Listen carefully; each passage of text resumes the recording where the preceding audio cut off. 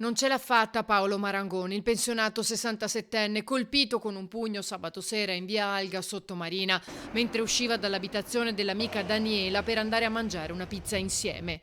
Ha urtato il braccio di Andrea Morana, 26enne pregiudicato, per poter passare, scatenando però la sua furia. Lui l'ha inseguito pretendendo le scuse. Un amico ha anche provato a trattenerlo, ma alla fine è riuscito a colpire Marangon con un pugno, facendogli sbattere la testa a terra. Una caduta fatale.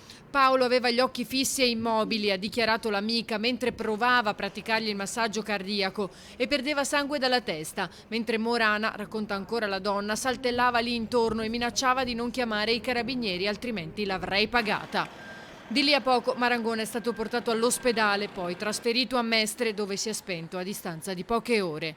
Con la sua morte il fascicolo a carico di Morana, non ancora fermato, si aggrava passando dalle lesioni gravi all'omicidio preterintenzionale. Una vicenda che pesa come un macigno in città, un gesto che non trova commento, ha detto il sindaco Armelao, che ha deciso di proclamare il lutto cittadino nel giorno del funerale di Paolo per dimostrare la vicinanza dell'amministrazione della comunità.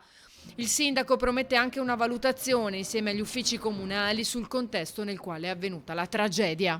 Quel condominio credo abbia bisogno anche, insomma, di una ristrutturazione anche totale. Se ci saranno delle opportunità si potrebbe anche pensare eventualmente, con la collaborazione chiaramente dei servizi sociali che seguono anche l'ufficio casa appunto dei servizi sociali, anche di destinare alcuni nuclei familiari in altre zone del territorio comunale di Chioggia, ecco, in modo da far scendere un po' la pressione che subiamo noi, subiamo nel senso pacifico chiaramente del termine, anche dai residenti di Via Alga, ecco, perché tanti residenti di Via Alga sono impauriti, ecco, di questa situazione.